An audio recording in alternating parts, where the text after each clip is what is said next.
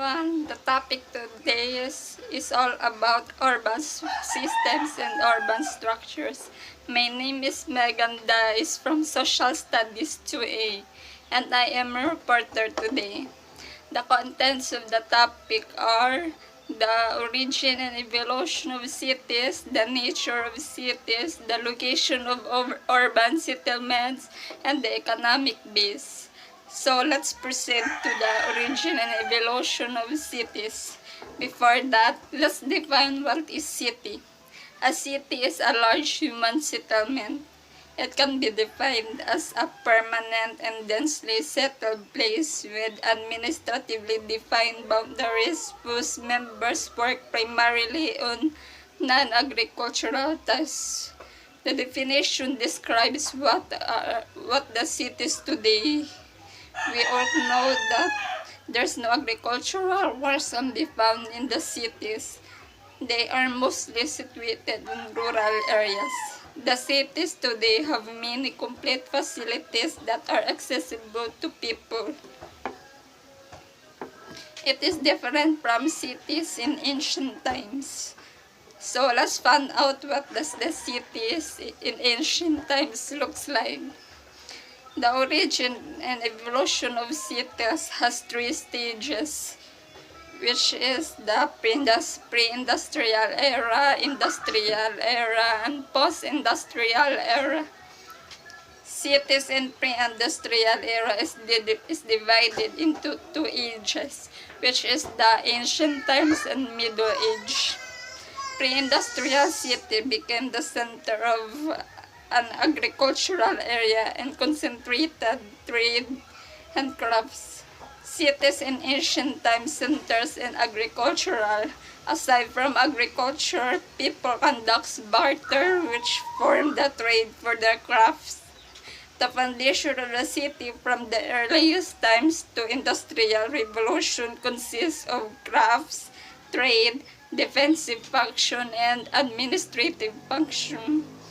Ancient cities were characterized by regular layout and showed common features of the city. The landmark was the palace of the ruler, temples, and palace of the courtiers. Cities were very extensive. Various neighborhoods were formed and often show a large population.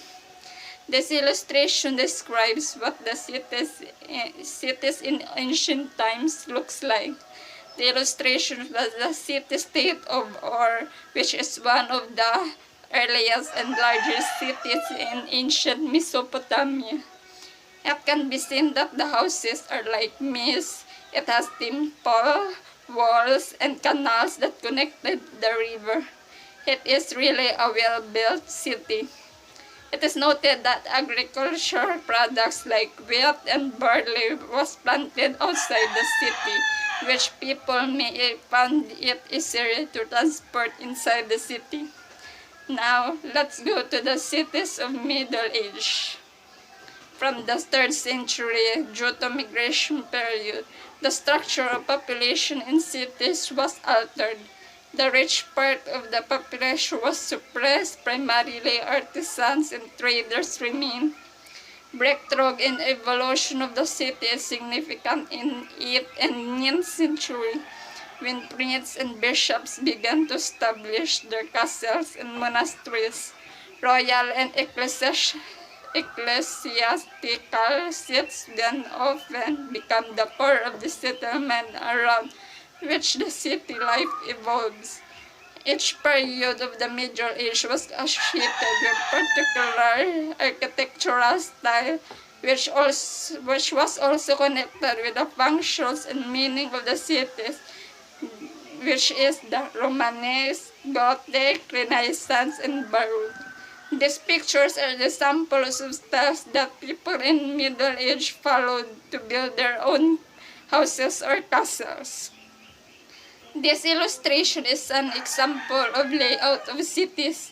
It is like in ancient times where there's a wall, the city was built near the river and have a farmlands near the city or outside the city.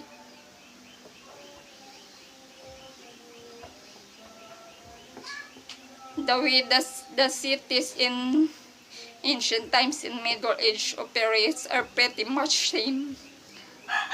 Now, let's proceed to the industrial era.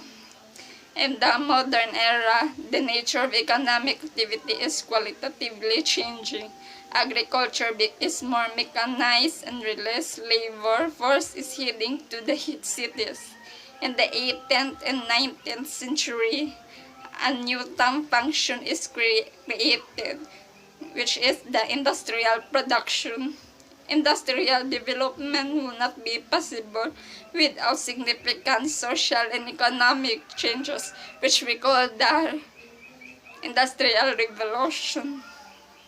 With the Industrial Revolution, a large number of people is beginning to be employed in large-scale production in cities, which at the beginning manufacturers and later factories, and significant population movements from rural to urban areas occurs.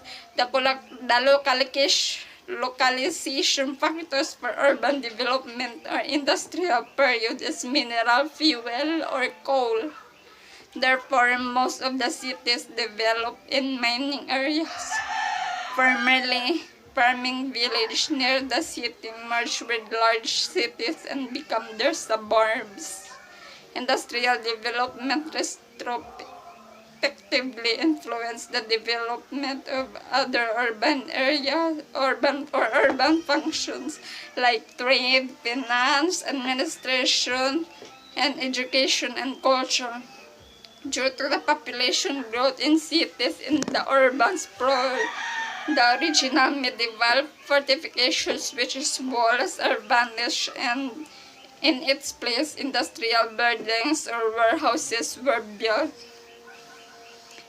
And a very important factor then becomes transportation, because sufficient water resources were required in addition to the fuel. For this reason, the settlement also develops around river and in lowlands. The picture is an example of what the city looks like in industrial period. The smokes that we see are from the factories.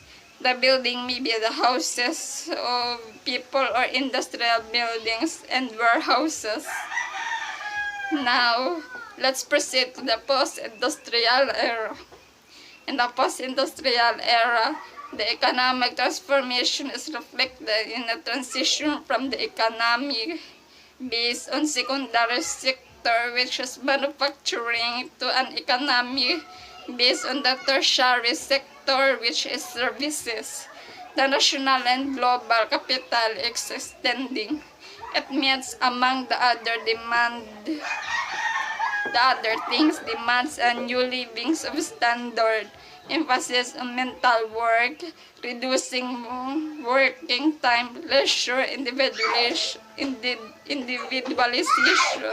informatics development, and many more. Changes in production technology and modern way of buying goods puts greater demand as far as area is concerned. New production example of car assembly and superstores are built on previously undeveloped areas close to the city limits. The condition is a good communication network allowing easy and especially fast access. Urbanization in post-industrial period affects still large areas. Cities are expanding in rural areas and are changing the economic and cultural character of the village.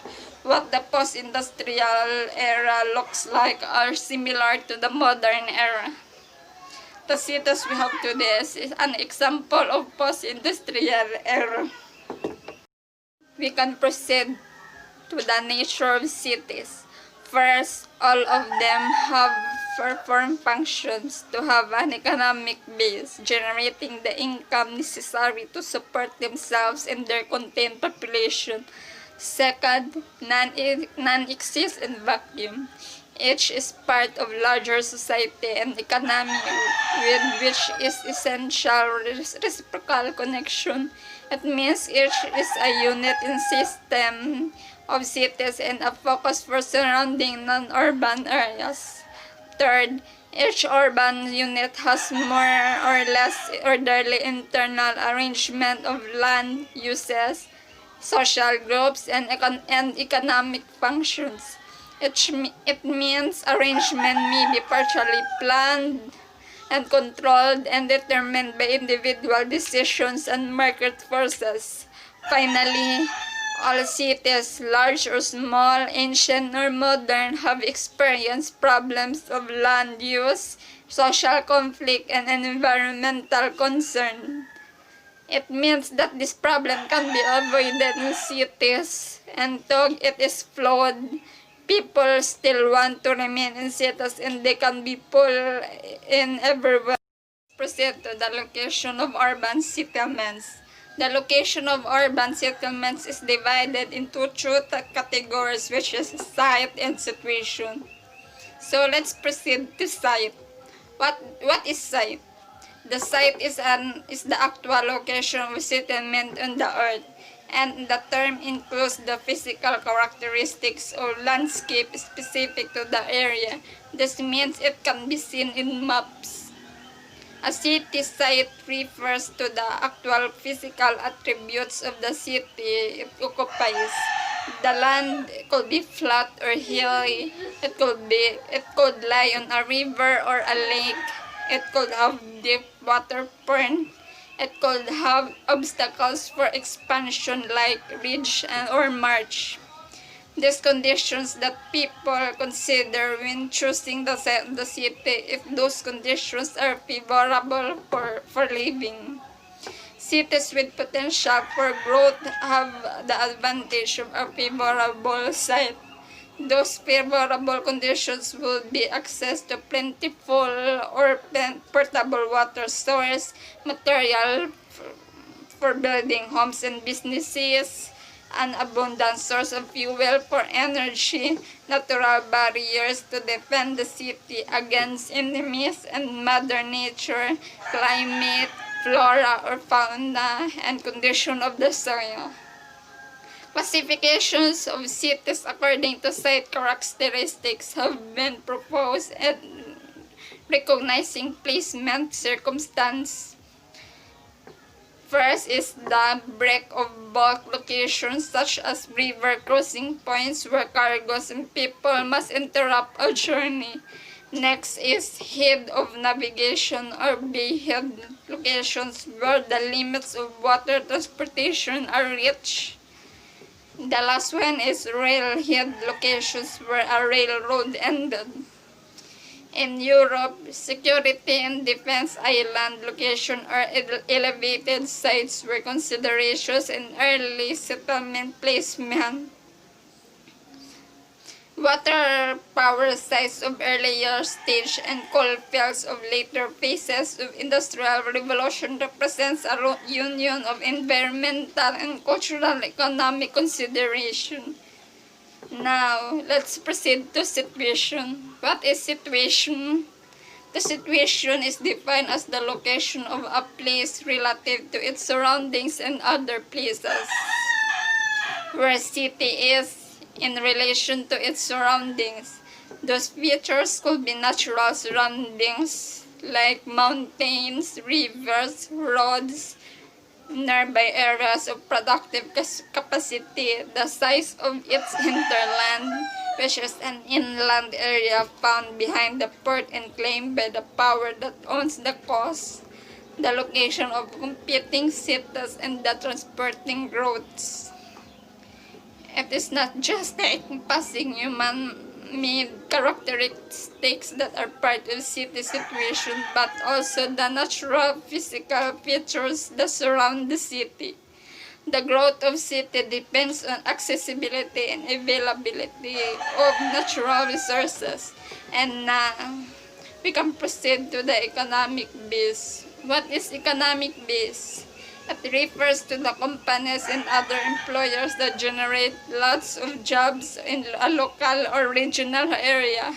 The economic base can also bring income from outside the local area. We also call them basic industries. Basic industries are those that bring in wealth from outside. The economic base has four subtopics, which are the basic sector, non-basic sector, functional specialization of urban areas, and basic non-basic ratio. Now, let's proceed to the basic sector.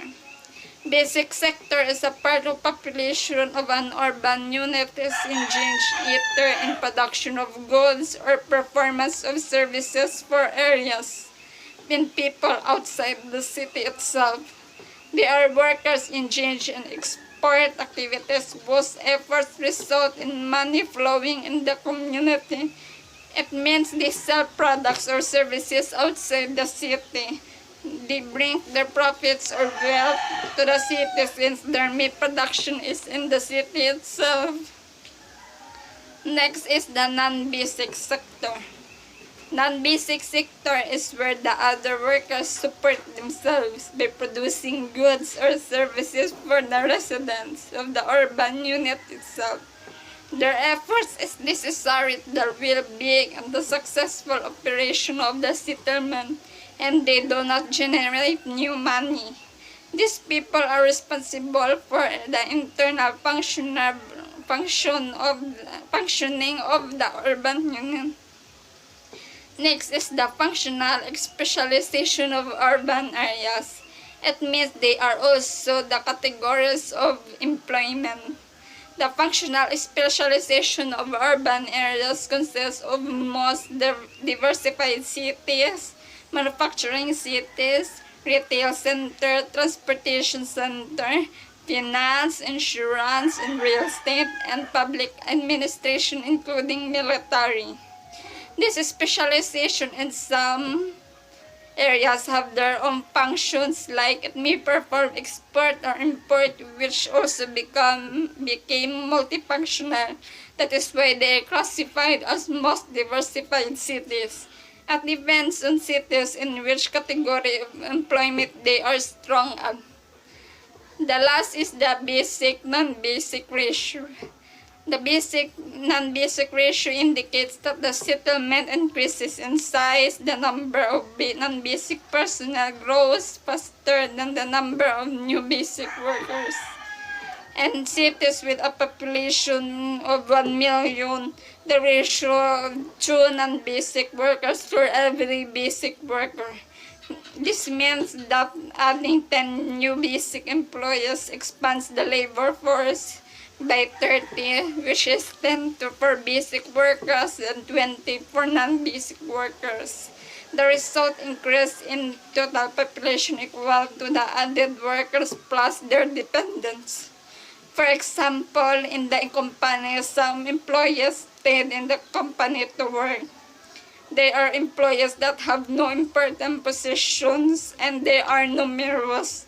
They are called as non-basic workers.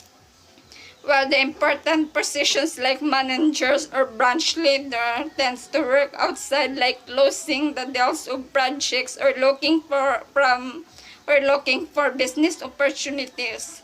They are called as basic workers. So that is the ratio is about 2 non-basic workers for every basic workers. Next is, what is multiplier effect? A multiplier effect associated with economic growth does exist. The term means that a city's employment and population grow with the addition of non-basic workers and dependents as supplement to new basic employment. The ratio of multiplier effect is determined by the community's non-basic or basic ratio. Thank you for listening.